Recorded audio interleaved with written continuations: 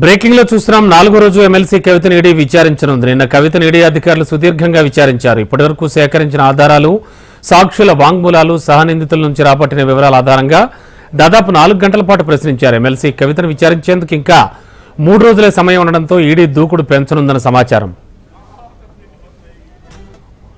ED కస్టడీలో ఉన్న తనను కలిసేందుకు అమ్మ, పిల్లలకు అనుమతినివ్వాలని ఎమ్మెల్సీ కవిత రౌజ్ ఎవెన్యూ కోర్టును ఆశ్రయించారు. తల్లి శోభ, కొడుకులను కలుసుకునేందుకు పర్మిషన్ ఇవ్వాలంటూ అభ్యర్థించారు. కవిత విజ్ఞప్తిని పరిగణనలోకి తీసుకున్న ధర్మాసనం తల్లి, కొడుకు, కుటుంబ సభ్యులను కలిసేందుకు అనుమతినిచ్చింది.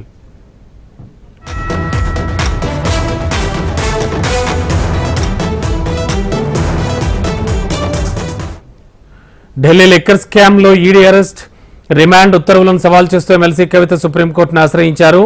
తన అరెస్ట్ అక్రమమని, రిమాండ్ ఉత్తర్వులను రద్దు చేయాలని కోరుతూ తాజాగా పిటిషన్ దాఖలు చేశారు. ఈడీ తీరును నిరసిస్తూ మొత్తం 537 పేజీల సమగ్ర వివరాలతో కవిత తరపు న్యాయవాది మోహిత్ రావు సుప్రీంకోర్టులో ఫ్రెష్ పిటిషన్ దాఖలు చేశారు. ఈ పిటిషన్ సుప్రీంకోర్టులో ఈరోజు లిస్ట్ అయ్యే ఛాన్స్ ఉంది.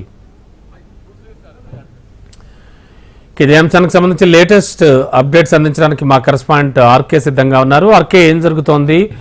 ఎమ్మెల్సీ కవిత ఇష్యూలో ఇవాళ లిస్ట్ అయ్యే ఛాన్స్ ఉంది, సుప్రీంకోర్టులో వారు వేసిన పిటిషన్ అంటున్నారు. రమణ, ఏదైతే ఈడీ విచారణ ఈరోజు 4వ రోజు చేరుకోవడం జరిగింది. 3 రోజుల నుంచి మనం చూసుకుంటే ప్రతిరోజు కూడా దాదాపుగా 5 గంటల నుంచి 6 గంటల పాటు ఈడీ అధికారులు కవితనైతే విచారించడం జరుగుతుంది.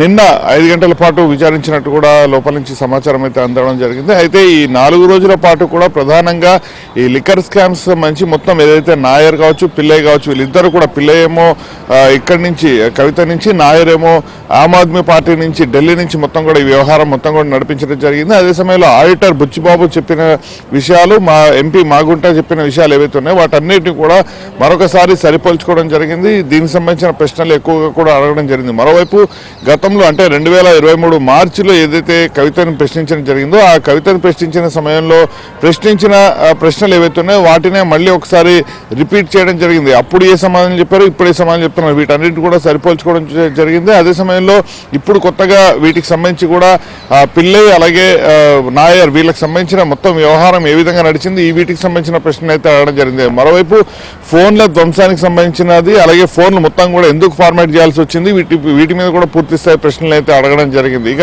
దీనికి సంబంధించి నిన్న సాయంత్రం 7 గంటల సమయంలో మాజీ మంత్రి కేటీఆర్ అలాగే కవిత తరపు న్యాయవాది ఇద్దరు కూడా కవితని ములాఖత్లో భేటీ అవ్వడం జరిగింది. ములాఖత్లో భేటీ అయిన తర్వాత కూడా ఏదైతే నిన్న సుప్రీంకోర్టులో రిట్ పిటిషన్ వెనక్కి తీసుకోవడం జరిగిందో అదే సమయంలో మళ్ళీ కొత్తగా ఒక పిటిషన్ వేయాలని కూడా నిర్ణయం తీసుకోవడం జరిగింది. దానికి సంబంధించి కూడా ఈరోజు లిస్ట్ అయ్యే ఛాన్సెస్ కనిపిస్తున్నాయి. అయితే లిస్ట్ అయిన తర్వాత ఒక నెంబర్ని కేటాయించడం జరుగుతుంది. నెంబర్ని కేటాయించిన తర్వాత అప్పుడు బెంచ్ మీదకి రావడం జరుగుతుంది. కాబట్టి ఈ రోజు బెంచ్ మీదకి రావడం జరుగుతుందా లేకపోతే రేపు బెంచ్ మీదకి రావడం జరుగుతుందా అనేది మాత్రం కొంత ఇంకా క్లారిటీ అయితే రాలేదు. ఈ రోజు మాత్రం అది లిస్ట్ కాబోతోంది. మరోవైపు నిన్న దీనికి సంబంధించిన రౌస్ ఎవెన్యూ కోర్టులో పిటిషన్ అయితే దాఖలు చేయడం జరిగింది. కవిత న్యాయవాదులు తన తల్లి అలాగే కుమారులు, తన ముగ్గురు సోదరిమణులు అలాగే సోదరుడు నలుగురిని అంటే వీళ్ళ 7గురిని కూడా తనను చూసేందుకు అనుమతి ఇవ్వాలంటూ కూడా కోరడం జరిగింది. అందుకు న్యాయస్థానం కూడా అంగీకారం తెలపడం జరిగింది. ఈ రోజు మనకున్న సమాచారం మేరకు ఇటు కవిత తల్లి అలాగే కవిత కుమారులు ఇద్దరూ కూడా ఈరోజు జైలు వద్దకైతే రాబోతున్నారు. సాయంత్రం 6 నుంచి 7 వరకు కూడా ములాఖాత్కి అవకాశం ఉంటుంది. కాబట్టి ఆ సమయంలోనే వాళ్ళు అక్కడికి చేరుకునే అవకాశాలు అయితే కనిపిస్తున్నాయి. ఏదేమైనా కూడా మరి కాసేపట్లో 10 గంటల 30 నిమిషాల సమయంలో ఈడీ అధికారులు కవితను మరొకసారి విచారించబోతున్నారు. రమణ, ఓకే, అంటే కవిత తరపు ఉన్నటువంటి న్యాయవాదులు కానీ అలాగే ఆ లీగల్ టీం ఎటువంటి డెసిషన్స్ తో ముందుకెళ్తోంది ఆర్కే ప్రస్తుతం ఉన్న పరిస్థితుల్లో?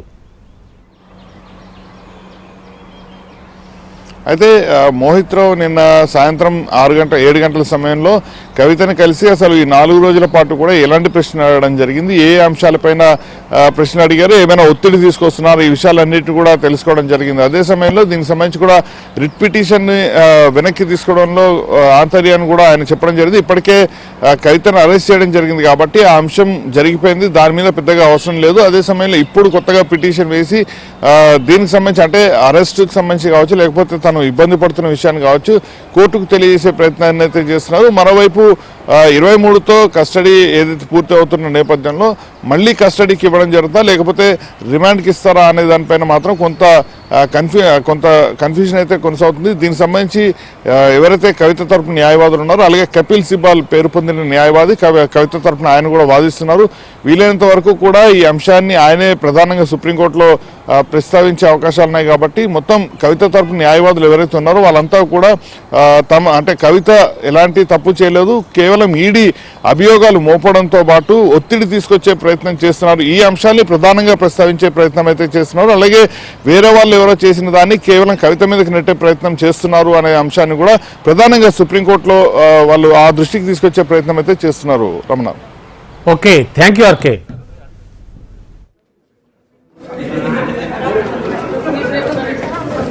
మేడం ఏమైనా రియాక్ట్ అవుతారా?